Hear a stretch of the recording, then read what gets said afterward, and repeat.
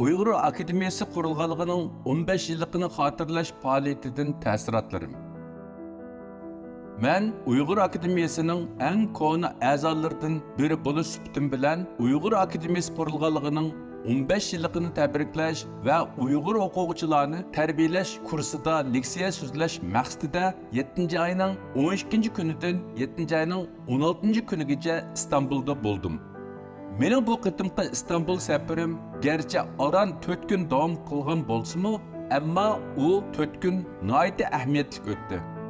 Oldi bilan qisqa bir film orqali akademiya besib o'tgan 15 yilga nazar silib, akademiya qurilgan dastlabki mezgildagi ulug' g'oyalarimiz, duch kelgan ruhiy va jismoniy qiyinchiliklar, ham shundaqla u g'oyalarning qaysilarining amalga oshgan va qaysilarining amalga oshmaganligi yig'in ishtirokchilari bilan birlikda eslab o'tildi.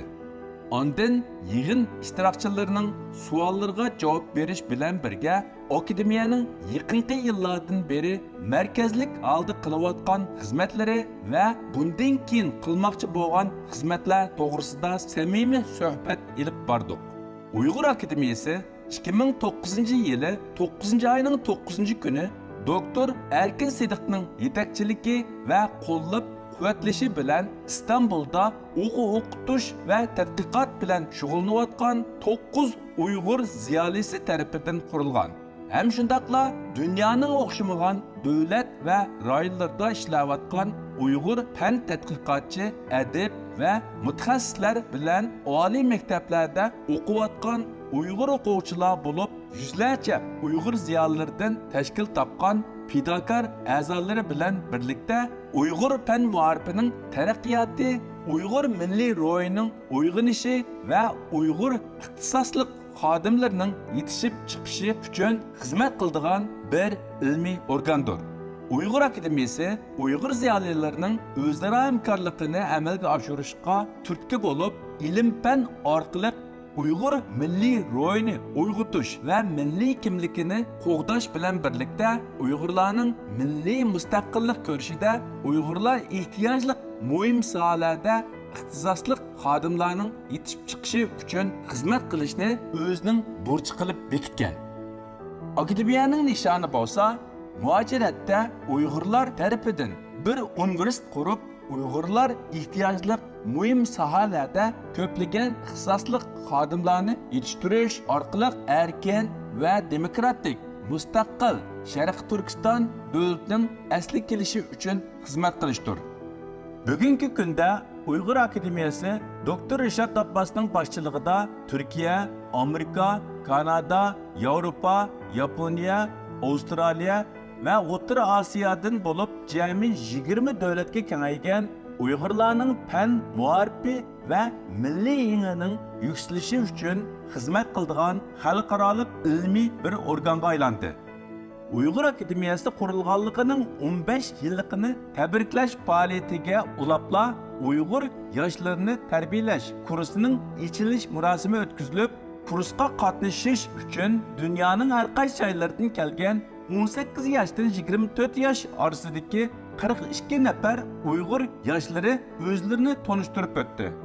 Bu jarayonda ularning ko'p qismining kam deganda 3 xil til, ba'zilarining hatto 4 xil til, ya'ni Uyg'ur tili, ingliz tili, o'z turayotgan davlat tili va turk tilini biladiganligi alohida diqqatimni qo'zg'adi. Til insonlarning dunyoga yuzlanishidagi muhim qurol bo'lib, biz til vositasi orqali o'zimizni boshqalarga ifodalay va boshqalarni tushunamiz. Men u yoshlarning til aloyligi va til o'rganishga bo'lgan qizg'inligini ko'rib, millatning kelgusini ko'rgandek bo'ldim. Kelgusiga bo'lgan umid va ishonchim aslab kuchaydi. 7-oyning 14-kuni atiganda Uyg'ur yoshlarini tarbiyalash kursi mo'l va zich mazmunlar bilan boshlangan bo'lib, garchi o'quvchilar o'xshamagan davlat, o'xshamagan tuzilma va o'xshamagan orq ko'rinishlardan kelgan bo'lsa-mu, ammo ular o'rtaq bir maqsad, ya'ni o'zlarini millatning yaramliq odamlardan qilib yetildirib chiqish uchun yuksak qizg'inlik bilan vaqtga qattiq rioya qilib, keynidan o'tilgan dars va leksiyalarga vaqtida qatnashib, qizg'in savollarni so'rashdi. Bu qitimqi kurs jarayonida o'quvchilarga Uyg'ur tili, Uyg'ur madaniyati va Uyg'ur tarixi jihatda tarbiyalash ilib borgandan boshqa o'xshamagan kasblar bilan shug'ullanayotgan bir qism mutaxassislar maxsus temalarda leksiya so'zlagan bo'lib, qatnashchilarning inkosi va o'zimning kutishiga asoslangan vaqtida butun faoliyat nihoyat yaxshi bo'ldi. Ularning ichida Hudson institutining tadqiqotchisi, Georgetown University'ning professori Olivia Anus xonimning leksiyasi jarayonida o'quvchilar guruhlarga bo'linib, Taylanddagi 43 musofir Uyg'urning taqdirini muzokara qilgan. Bu o'quvchilar taqlidiy holda Birleşken Devletler Teşkilatı'nın yığınında Xitay, Tayland, Amerika, BDT ve insan hakları teşkilatlarına vekil bulup Tayland'da tutkun kılınıp turvatkan 43 Uygur musafirinin takdiri doğrusunda keskin muzakara ilip vardı. Bu o'quvchilarning nutq qobiliyati, bilim doirasi va o'tkirligi bizda Uyg'ur millatining kelgusiga nisbatan yana bir qitim zo'r umidlarni bag'ishladi.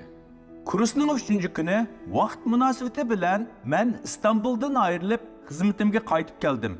Men bu munosabat bilan bu faoliyatning muvaffaqiyatli bo'lishi uchun kuch chiqargan doktor Rishad Abbas boshliq barliq sabdoshlarimga, İstanbul'da bizni qizg'in kutib olgan barliq qarindoshlarga, ham shundaqla oldingi safda turib o'quvchilarga og'irg'ichi dars o'tgan va leksiya so'zlagan o'qituvchi do'stlarga chin ko'nglimdan rahmat aytaman.